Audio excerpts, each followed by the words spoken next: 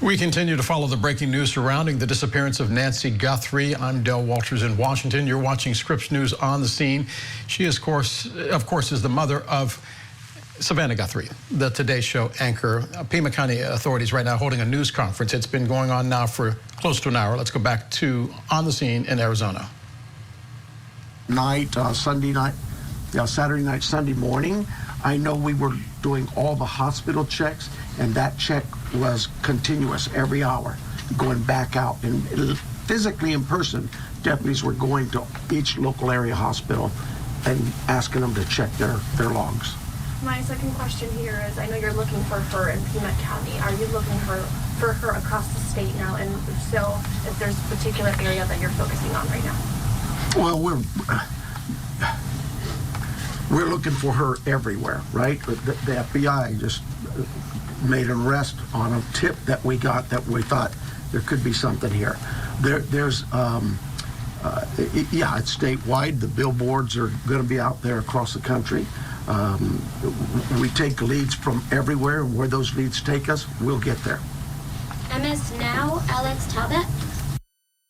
Any reason to believe that Nancy Guthrie may be being held outside of the country? Is that something that you ruled out at this point?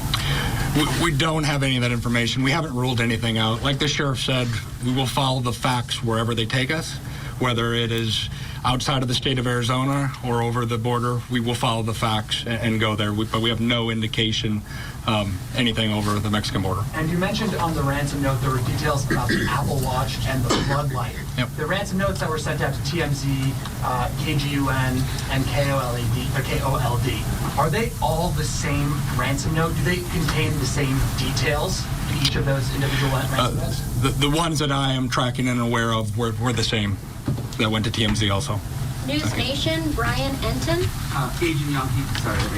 Yes.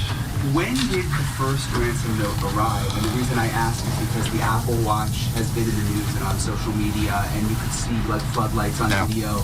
So was it before those things were out in the world? I don't have the specific time frame as I sit here today of what time it came in, but that you are right. Anyone could see a floodlight hanging down, could have seen some of those things. The watch has been talked about, so that timing is tricky, but that's why we're taking it serious no matter what and following the leads on that. But I don't have the time frame that the first note came in as I sit here today. Thank you. And my follow-up is for the sheriff. In the house, were there any signs that someone tried to clean up or maybe destroy evidence? I can't talk about the crime scene, so I'll give you another shot, another question.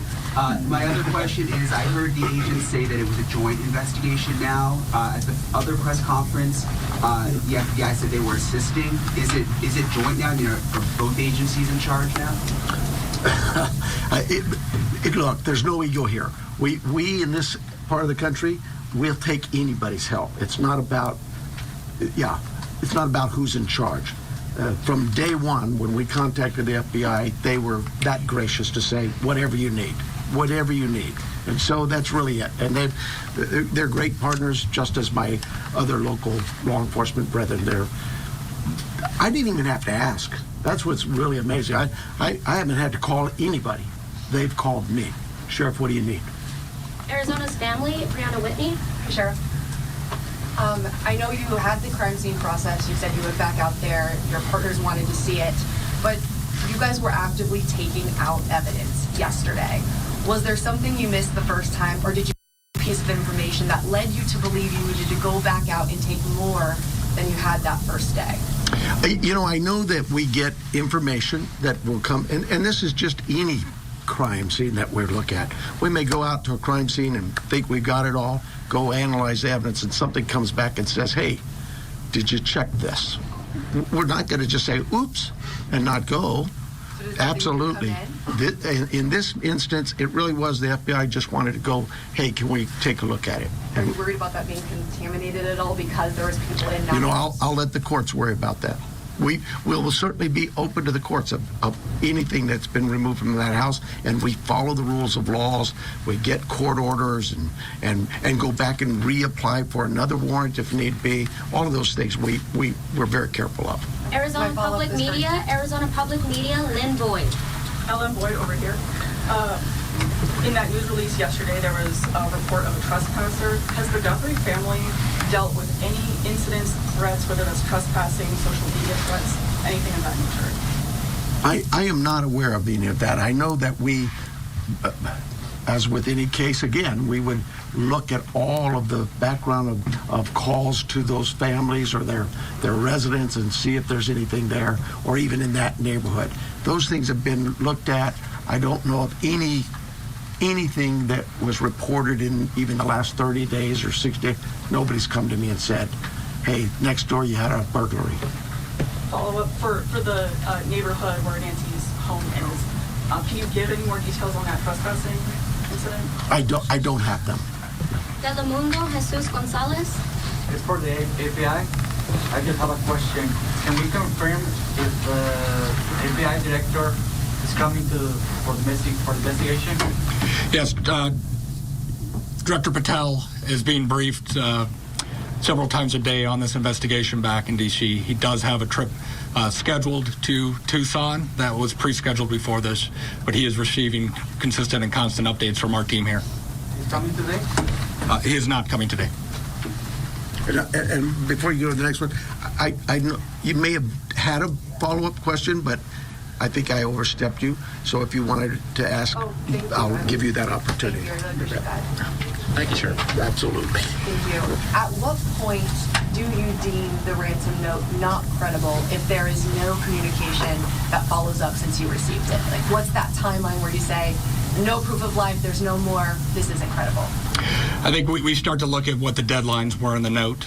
First, I think, was 5 o'clock today, and then it had a second deadline after that. So we are continuing in a normal kidnapping case. There would be contact by now, trying to discuss that. But those are the time frames we're looking at as we move forward. Are you able to say that second deadline that was given? I don't have that with me right now. So thank you. Sorry about that. Entertainment Tonight, Denny Directo. Yes, my question actually is for Agent Yonke. There was a report that said the ransom came from an email that the FBI was actually looking into that IP address. Any updates on that? Nothing that I can release. Thank you.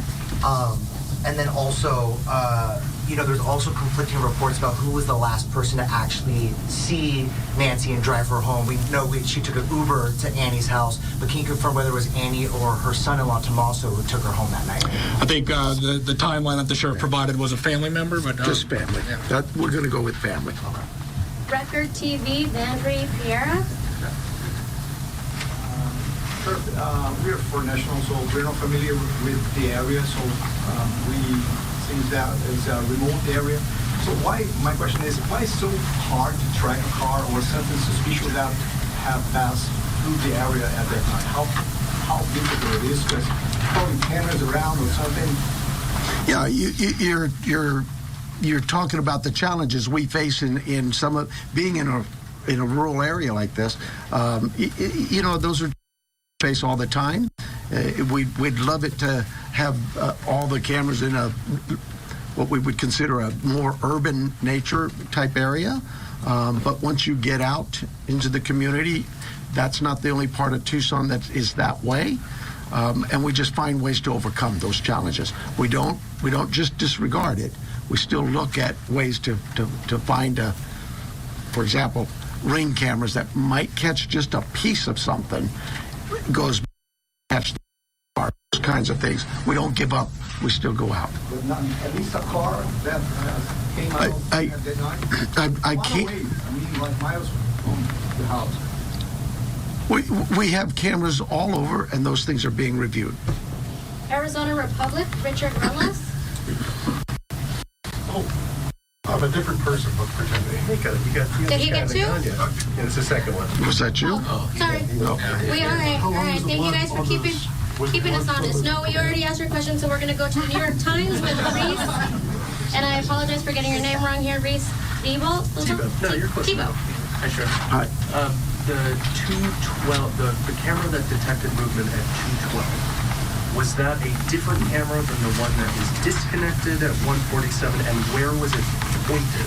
We don't know that.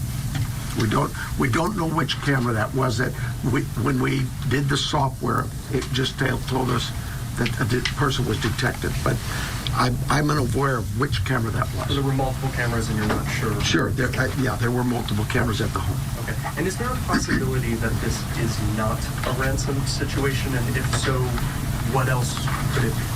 But your guess is as good as mine. I would say absolutely there's a possibility that this is nothing to do with the kidnapping. But we cover all angles. We're not going to dismiss something until we actually know for a fact that it's one way or the other. People Magazine, we have Danielle Walker. So I wanted a little more clarity to follow up on his. Is there anything more you can say? Was this actually targeted or not? Do you have any? That's why we have the FBI to look at those areas where there may have been a target. Maybe it is a kidnapping. But no, we don't have anything to rule that out or to say it is.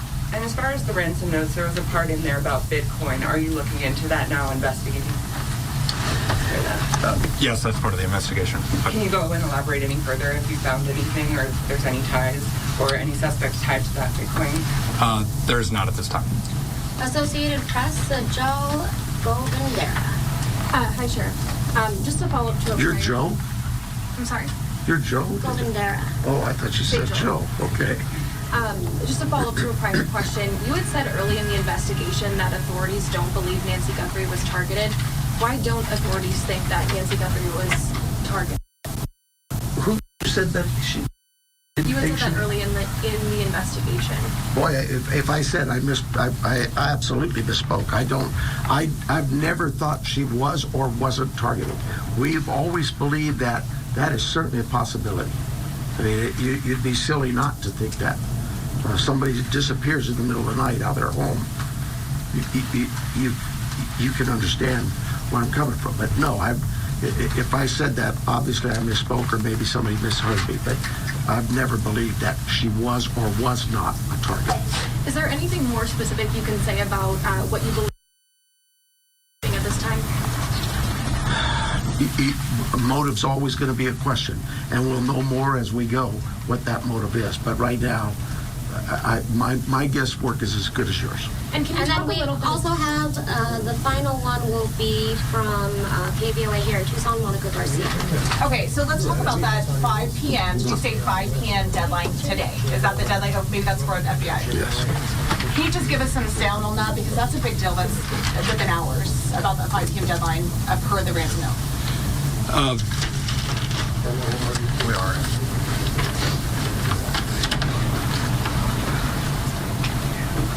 And then what's supposed to happen after that? So the ransom note that was distributed to the media did make a demand for 5 p.m. today. And if a transfer wasn't made, then I think a second demand was for next Monday. We're not going to go beyond that. What the media received. Did it indicate what would happen if they didn't meet that ransom? Did they? We're not going to go into those specifics. Thank you. 5 p.m. Eastern? I'm sorry, I know it's not Arizona. It's 5 p.m. I don't. It's 5 p.m. And then, sorry about that, Inside Edition, Jim Murray.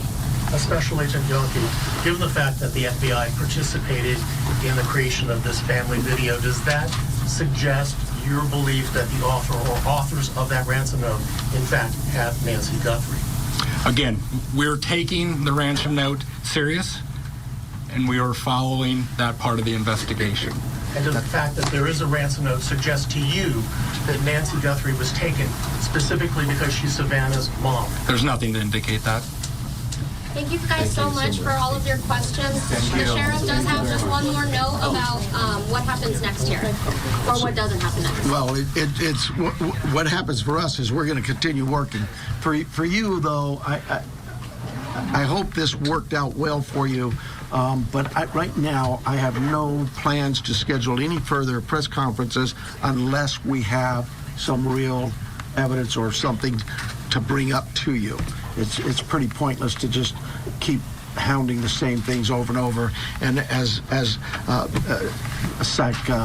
Special Agent in Charge Yonke said, please give us some space, and that's not just physical space. Give us some space, give my team some time, because these things do take time, and they are difficult. And everybody out there is really working hard. And mistakes are going to be made, and if I made them, mea culpa. It won't be the first mistake I've ever made, but more important than me is we want Nancy back. That's the key. Okay? So thank you very much, and thank you for your concern in this. Thank you. Are you sure? That is Pima County Sheriff Chris Nanos providing the latest information on Nancy Guthrie. She, of course, is the mother of today's show anchor Savannah Guthrie. The news in a nutshell. The sheriff saying, we believe Nancy is still out there. There is no suspect, he says, or person of interest. But there has been one arrest, we learned, linked to an imposter who might have tried to profit off of the disappearance with a ransom note. We also learned late in the news conference that one of those ransom notes, one of two notes sent to media outlets in that area, contained a 5 p.m. deadline today. That deadline appears to have been extended to Monday night. Late last night, you may recall, the family issued that passion plea to whoever might be holding Nancy Guthrie, saying, please reach out to us. We are ready to listen. One reason for the urgency involves medications the 84-year-old takes. It is said that her health is fragile and that she needs those medications. We have a Scripps News reporter that was inside that news briefing. We're going to talk to that reporter on the other side of this break. You're watching Scripps News on the Scene.